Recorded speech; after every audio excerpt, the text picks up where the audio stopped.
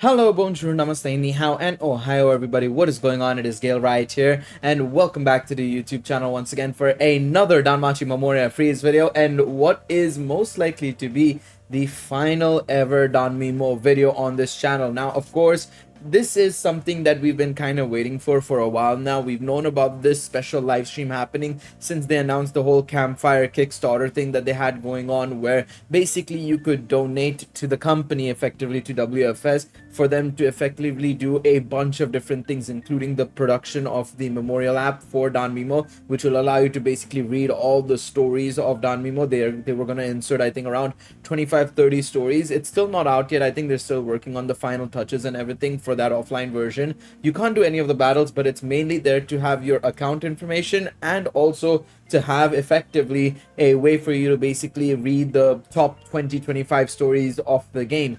So that was one thing that they were doing, but along with that, they were producing some plushies, some merchandise, some CDs, some art books and stuff like that, basically for people to have. And so along with that, they said that if they hit the goal, they will also be doing a special live stream inviting a bunch of VAs. As you can see above my head, they invited, I think it was Harihime's VA, Sears VA, Finn's VA, and along with that, Lafia's VA. Of course, some of the most regular voice actors to come onto the show every single week in, week out. Especially Lafia's VA was a consistent feature and face to see on the Orario Z live stream. So this was the final thing they wanted to do. It happened yesterday. Unfortunately, I was at work when it happened and I couldn't watch it. I took the night out to basically, once I was done streaming on my other channel, I decided to take the night out and just watch the live stream for about 2.5 hours. And honestly, it was amazing. It was super emotional to see, you know, the final ever live stream, them talking about Danmemo,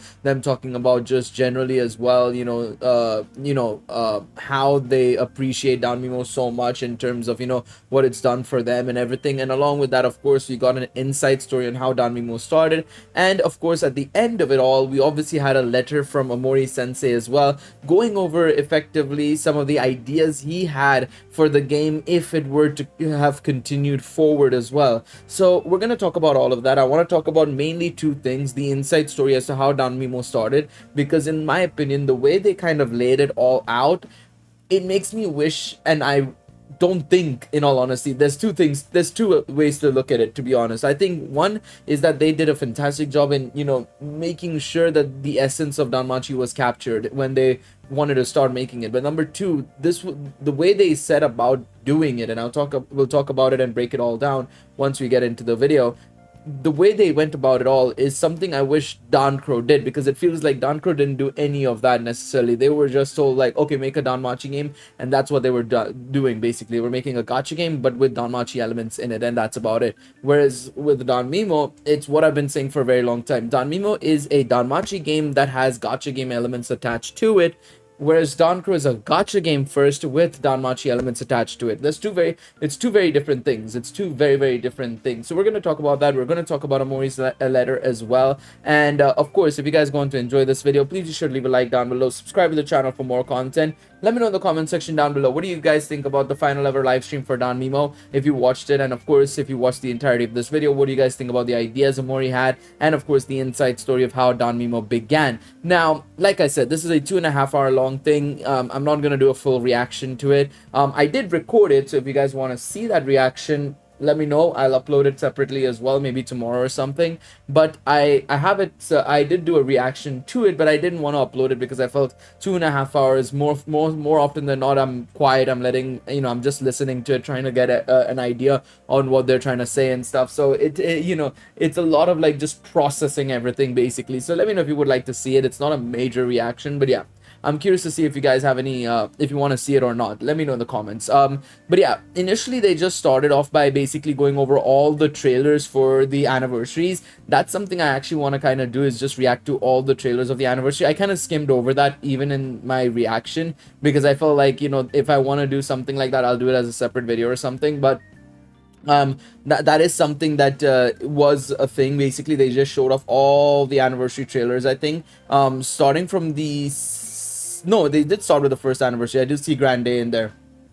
So they started from Grand Day, went all the way to the sixth anniversary with Orgion Saga, and then they got into the nitty gritty of course introducing themselves and saying hi, hello to everybody. Remember that this was a public Danmachi Memoria Freese Orario Z live stream. It wasn't in the office like they've normally done. This was a full-on proper in public, in a theater basically, or in an not in a theater per se, but like on a platform, in a stage where they invited people over and they were talking to actually people in the public as well. So yeah, so effectively they started at 30 minutes like this person said. The official start was at 30 minutes. Then they did a basically similar thing to what they've always done, where they do a little bit of a information gathering on how the Familiars events went and everything, as it suggests here. They also had a quiz as well, as per usual. This is some of the common things you'd see in an Orario Z live stream, so I'm kind of glad that they kept that in there somehow, with the how the Familiar War event went, or the Familiar War Games event went, of course the final one on JP, how they're doing a quiz like normal. And then they decided to do a secret story about the start of Danmemo. Now I'm gonna lower the volume a little bit so that I can actually have it playing in the background while we're watching this. So obviously games, when they get started in development process, right, you always have like a list of things you want to achieve basically in the game, list of things that you want to have as features, or a model in the game that you have to follow basically, because that will be your effective guidelines to the development and creation of the game basically. So here we have the director of the game, I think, or one of the directors of the game, of course.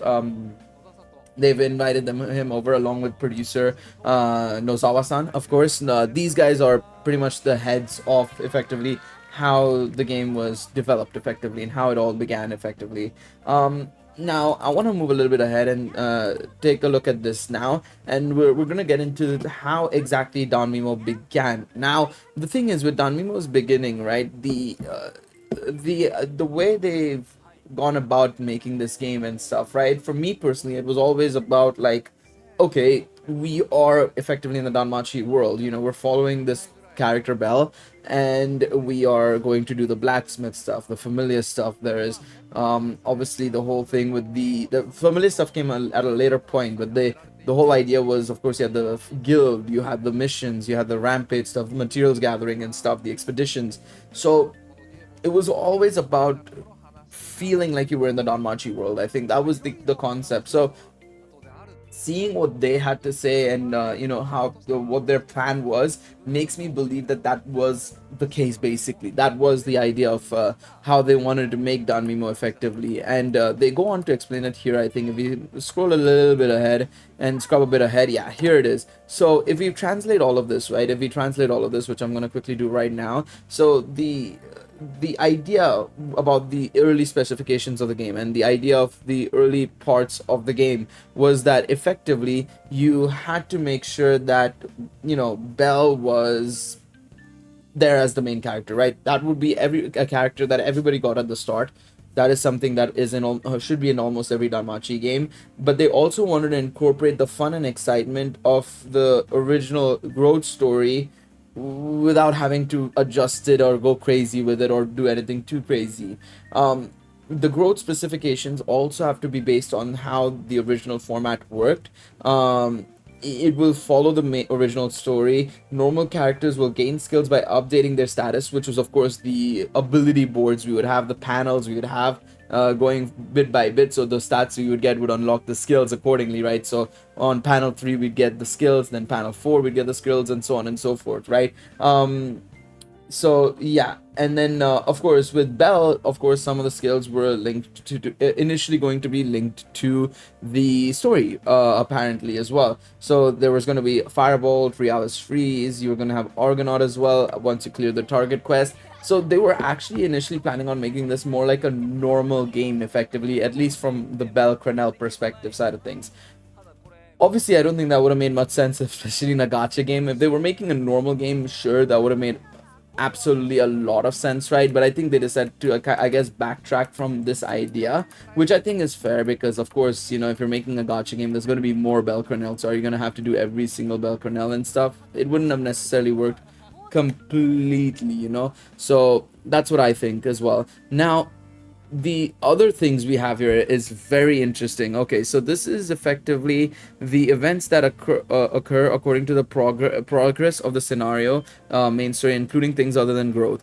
When you clear the main quest, in addition to acquiring skills, the following will occur. You'll get weapon, armor, you'd get more adventures, and then after clearing, a special performance will occur.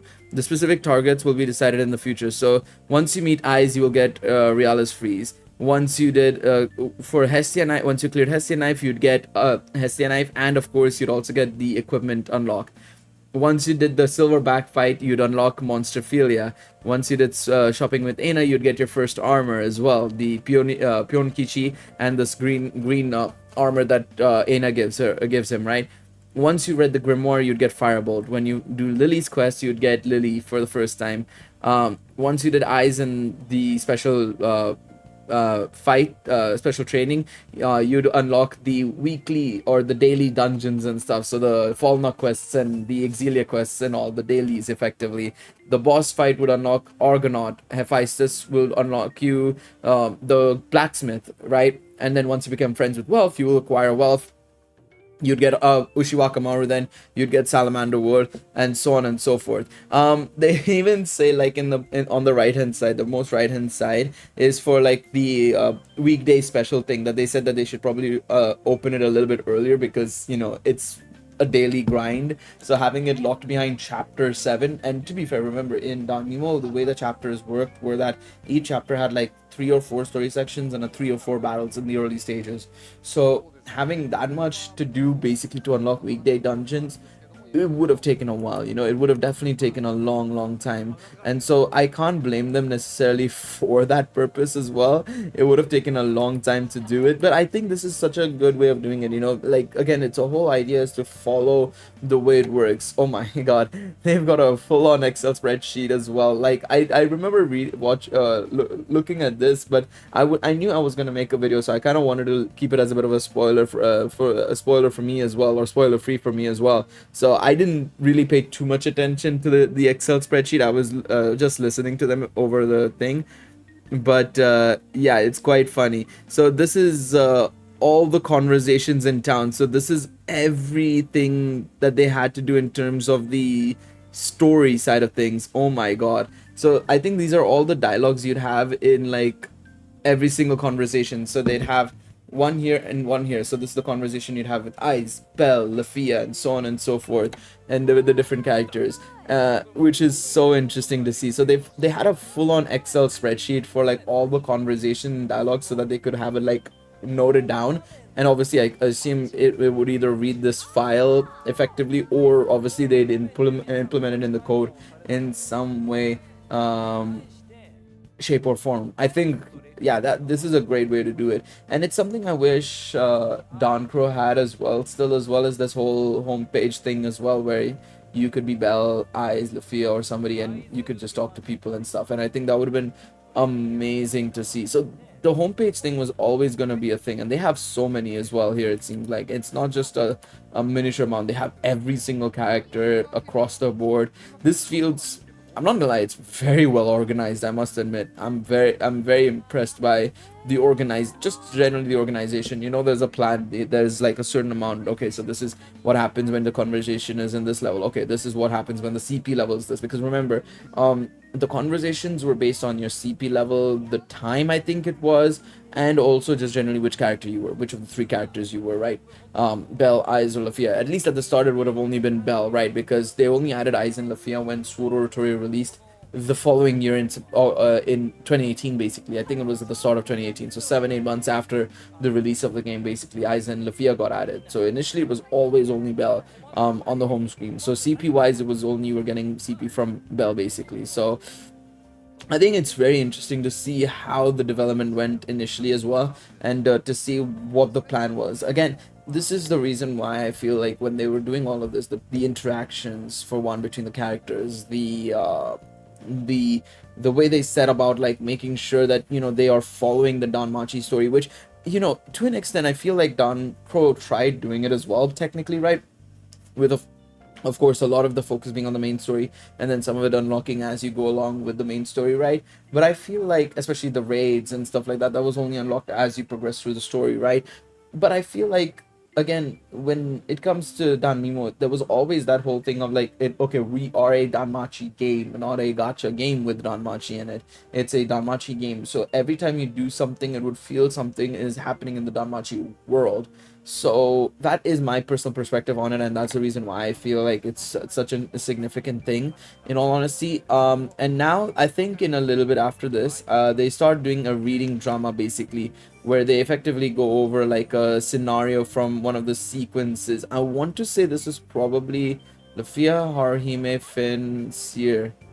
I don't know what kind of combination this is, but it's a very weird and awkward combination, I will say. So it must be some random scenario that they must have pulled out from one of the stories, or a random scenario that Home Slice must have brought it from. Omori must have given them, most likely, one or the other.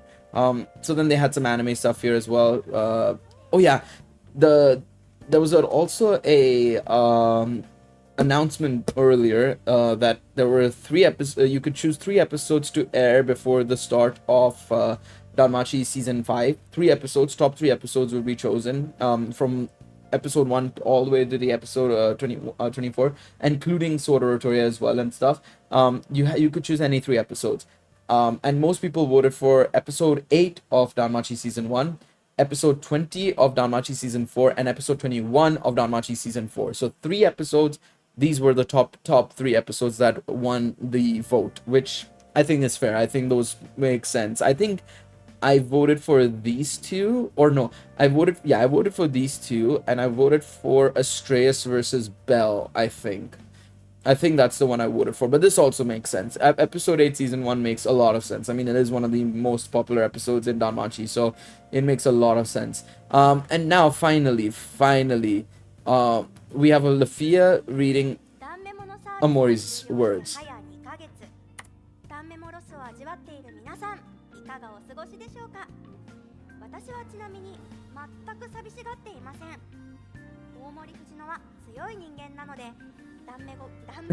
Fujinori is a strong presidency. Okay, he still felt unsatisfied, okay?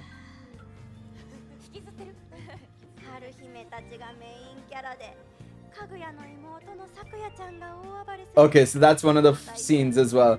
He wanted to write a battle about in the forest where the main characters are Harime and Kage's younger sister, Sakuya. He wanted to write a story about Lafia, Riveria, Seer, and Fells, with the magical war and Altena. So we would have had these 3 characters being the main characters as well.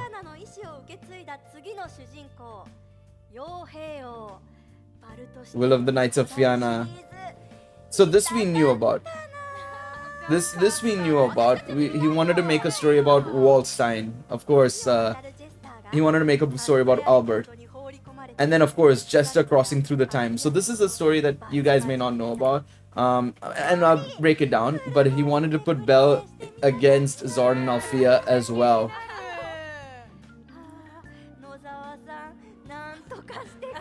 Can you do something, Nozawa-san? Hey, bring back the game, man. Bring back the game. You know you want to, brother.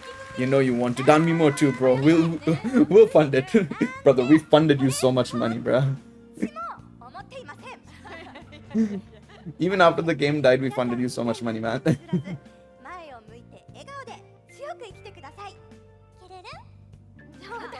Don't hold back on regrets. Look forward, smile, and live strong. Thank you to all the staff for your hard work over the past 7 years.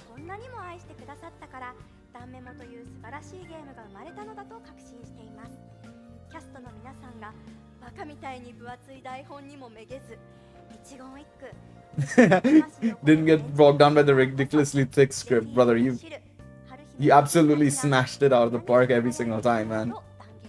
Every 3 weeks, stories were always good.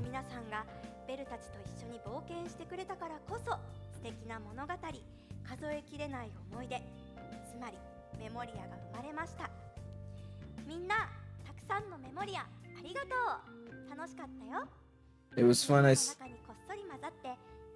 I secretly mingled with everyone and went on adventures together. I'll never forget the bad times that happen every day.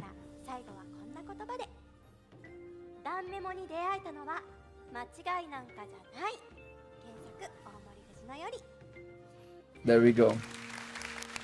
No, that was amazing. So, yeah, there was four stories that he wanted to make, and of course he said his thank yous to Nozawa-san and everything. Again, if you want to watch the entire thing, I'll leave a link to the live stream down below. But let's take a look at the stories he wanted to make. So Zekrom thankfully made a like paragraph of everything in on Reddit. So we're gonna read through that basically. So the first story he wanted to make was the Far East War, in which Haruhime and her friends are the main characters, and Kaguya's sister Sakia, who goes on a rampage. So Kaguya is, of course, the one of the Estrella family members, and I assume it would have been Haruhime, Seer, Ryu, so on and so forth. I mean, surely Ryu would have been there, of course, right? This probably would have been a more of a side story kind of thing, not a major story. I wouldn't assume it would have been an anniversary story. I think it would have definitely been like a maybe another winter story or something like that potentially, right? The story of the end of the magical war in Altena, in which Lafia, Riveria, Seer, and Felds are caught up in the second Black Dragon extermination project. I think this could have been a potential half anniversary or an anniversary story, one of the two. An ancient series about the next protagonist, the mercenary king Waldstein, who inherited the will of the Knights of Fianna. This should have been an anniversary story, inevitably, of course, right? I think this would have probably come once we learned a little bit more about Aize's father in the main story and stuff, but it would have definitely come at some point for sure.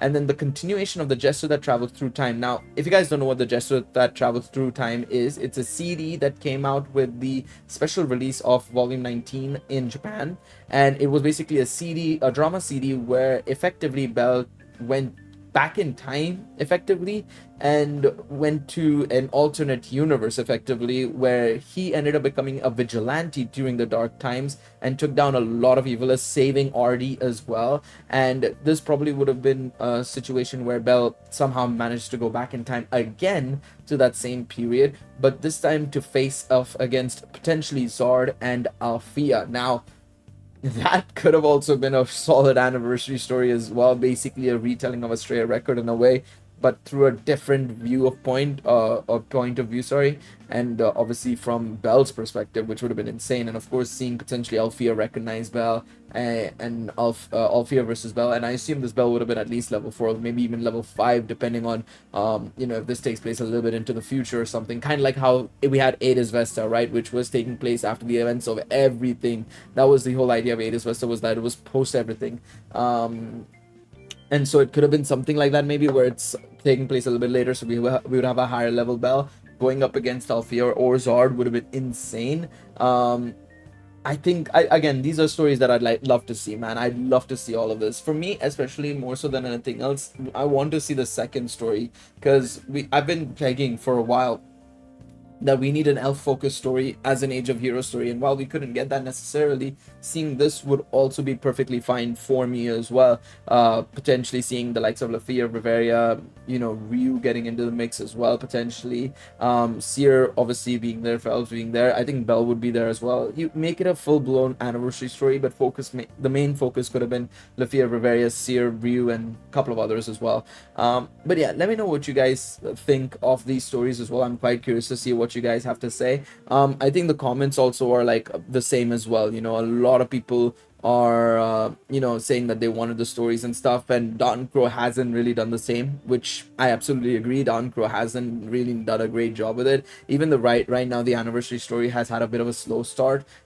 It's not bad, but like it's definitely not on the level of the Danmemo anniversary stories. Again, I've said this many times. I feel like Danmemo has set a standard which is going to be practically impossible for a gacha game to compare to, unless they keep getting Omori back, which again, we can't really rely on Omori every single year and every single story, I should say, every 3 weeks even, I should say, because that's what he was doing it for Danmemo, was that he was coming back every single 3 weeks to write new stories for the game, and that was just not feasible because obviously the light novels got hit by that, unfortunately, and so on and so forth.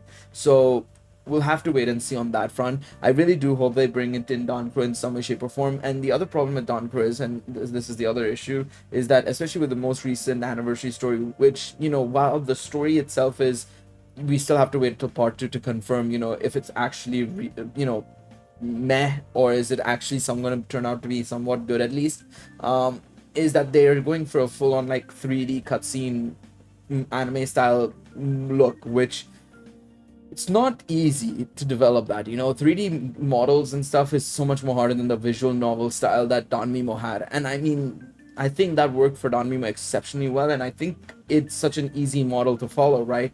You're able to do longer stories because of it. There's less time to worry invest in when it comes to, of course, things like, oh, making sure the models are right, making sure their animations are not wrong, making sure they're doing the right action at the right time and not doing something stupid or derpy. It does become a little bit tricky in that sense, and I think that's where a lot of their development time goes into. And so the story takes a hit as well, because you can't have too long of a story there because they don't have the development time for it, or they don't have the people that are able to do it in enough time as well, right? And so for me personally, I think that's the biggest issue Danchro has, is that they don't have the development team, effectively, is what it is. That's the bottom line here when it comes to these longer stories, because of how they've decided to go about these 3D models and stuff, right? But yeah, absolutely no, I think it'll be amazing to see if maybe at least, if, let's say, for example, in the future NeoWiz game, if it's still coming out, it happens in that game, or if they ever decide that we need another gacha game, Danchro is just not it, then maybe that game can do it. But who knows? Who knows? We'll have to just wait and see. Let me know what you guys think in the comment section down below. Thank you guys so much for watching this video. Please be sure to leave a like down below, subscribe to the channel, and I'll see y'all in the next one. Until then, take it easy, everybody. Bye bye.